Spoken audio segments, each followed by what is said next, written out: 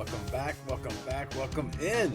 You found us once again. Shoot the Cat, the Rabbit Hole Fantasy Football Focus Show, here to help you to be gruntled with your fantasy football team and your fantasy football decisions. I am Brian the Amigo Baldwin. So glad that you're able to join me on this wonderful, beautiful Tuesday. Waiver Wire for Week 11. All right, so today, what I'm going to do something a little different. All right, I'm actually going to talk about the top 5 waiver wire pickups for Week 11, and let's see if they're really worth making changes to your roster, okay? Because I know that we get excited about the new thing that pops or what have you, but the whole point of this particular episode is just to look at 5 of them, and let's see if we should make moves or make changes right now. So let's start with the first one, Audric Estime. Yeah, so I watched a lot of film on Estime when I was looking for a sleeper during draft season, and man, this guy is a powerful runner that never leaves a yard on the field. Okay, he is always pushing, always scratching, only needing a little small crease to power his way through. Yeah, the biggest knock on him actually is his tendency to fumble, right? Now, the reason why you don't know about him, right, is because he started the season on IR, and so now he's back. This guy was handpicked by Sean Payton, right? The other guys, Jaleel McLaughlin was, but not Javonte Williams. But check this out. Last week, Broncos head coach Sean Payton decided to make Audric Estime his lead back, giving the Golden Domer 14 carries for 53 yards, with Javonte Williams only getting 1 carry, and the starter, Jaleel McLaughlin, only getting 2. Yeah, so now McLaughlin started the game, but on the third drive of the game, the Broncos finally gave the ball to Estime, who ran on back-to-back plays for 8 yards and 6 yards. All right, so after that, the Broncos decided to stick with Estime as the early down back for the rest of the game. Boom, there you go. They said they've seen enough. That's it, ready to go. Now, this is both the celebration of Estime and the risk. Let me explain. All right. So hearing that a rookie running back, okay, that's available in the pool taking over halfway in the season is always something that make us, fantasy football players drool. I mean, come on, dude. You taking over a backfield, you love hearing that, right? Halfway through the season, you need that. But listen to what was reported in the basic form. All right. Basic form, Jaleel McLaughlin started the game. Javonte Williams was third down back. Okay, they had 2 drives. Okay, Jaleel McLaughlin had 2 drives to do something. Then Estime comes in on the third, immediately has 2 impressive runs, and is now the lead back for the rest of the game. The reason why I'm pausing and letting all that sit in is because that sounds a lot like a hot hand situation. All right, so there is a risk that this could be a hot hand situation that you get, that it might look great now, but who knows if like next week, McLaughlin is the one that gets the 8-yard and the 6-yard run and becomes the lead back. I mean, it's really crazy, right? So it does help, okay, that Peyton came out and said that he was going to give more carries to Estime. Okay, and I remember last year. Now, last year, he said the same thing about McLaughlin, and he didn't lie. Okay, he definitely did give more carries, so it's exciting. All right, so it actually makes it worth putting on your roster, but not in your starting lineup just yet. You got to check and see what's going to happen. Unless you're desperate and you're in a bye week crunch or an injury crunch situation, right? I can see that, but temper. Okay, temper your expectations, all right? But it's still reason to be excited. Somebody that you'd want to put on your roster. I'd suggest dropping somebody like Devin Singletary or Ray Davis. Those might be some good drops for him because there's upside, or even Raheem Mostert. Yeah, if you have Raheem Mostert, I would switch out Raheem Mostert for Audric Estime, because there's just all these players I just mentioned. Ray Davis, lottery ticket, so there's some value there. But Devin Singletary, Raheem Mostert, you already know where they're at right now, and Estime has a trajectory. All right. Next one, Gus Edwards. Gus Edwards was activated from the injury reserved from his ankle injury for last week. First week. with Gus Edwards, right? So, but dude, his first week back was by far his best game in a Chargers uniform. I mean, he finished with 10 carries for 55 yards. He averaged 3.3 yards per carry or less in each of his 4 games to start the season, and Dobbins averaged 3.3 yards per carry this week. Okay, so it could be said that Edwards might be getting some more carries in the coming weeks, right? He was also on the field for the 2 rushing touchdowns of the day for the Chargers. Unfortunately, the rushing touchdowns went to Justin Herbert and Hassan Hoskins. Yeah, so not exactly, exactly what you're wanting to see here. But this is the worry with with Edwards, excuse me. Yeah, we saw this story once before, everybody. I mean, come on, but it was on the other side of the country, or on the East Coast. All right, we saw the story East Coast. Now it's the West Side story, right? Hey, look at that.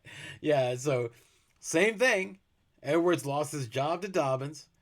All right, and then Edwards would then start coming in, but he would play just enough, okay, to where you don't want to drop him, but not enough to be fantasy relevant, right? One of those guys that just drive you nuts. So it's almost like Gus Edwards seems to be like inheriting. You might be inheriting that headache unless you really need it, right? But again, we've seen this story before. All right, um, I'm personally, I'd suggest not being interested in Edwards until Dobbins gets hurt. Okay. However, if you do have like a spot on your roster that you just put speculative ads on, then let's say like an IR spot opens, somebody gets hurt and you put somebody in IR and you have a spot open in that respect or something, then go for it, but don't do anything crazy. All right. If you add his upcoming schedule to the mix, this does not look like a splash play. All right. So I'd still hold on to Singletary or Ray Davis before I would add the Gus Bus. All right. So that's where I'm at on that, on that. Just a little bit of advice there. Just different way of thinking, side of the coin, I would say. Moving on, Marquez Valdez-Scantling. Yeah, dude. Yeah, man. Those 3 big plays he did on Sunday were fantastic. A 40-yard touchdown and a 67-yard pass that was followed by a 2-yard touchdown to finish that drive. Yeah, I mean, those 3 plays, I mean, that was the reason why the Saints won. It really was. But it took Chris Olave, Rashid Shaheed, Cedric Wilson Jr., Mason Tipton, and Bub Means to be out, okay, for MVS to assume this downfield role for Carr. All right, he was consistently on the field in both 11 and 12 personnel last week, so there's a path to where he could be the favorite to be the team's top wide receiver until the other wide receivers start getting healthy. The reason to pause, though, is that there is a very long history of MVS not being a fantasy relevant wide receiver. And the Saints' schedule, it's not very favorable, man. A little below average, all right? So now in the immediate future, he does have a nice matchup with the Browns, but uh, and the Browns, they have gotten weaker. Okay, remember that the Cleveland Browns defense did get weaker when they traded off Zadarius White. So you got to be careful about that. But I wouldn't drop Michael Pittman for him. But I would drop Xavier Worthy. Okay, would drop Xavier Worthy for him.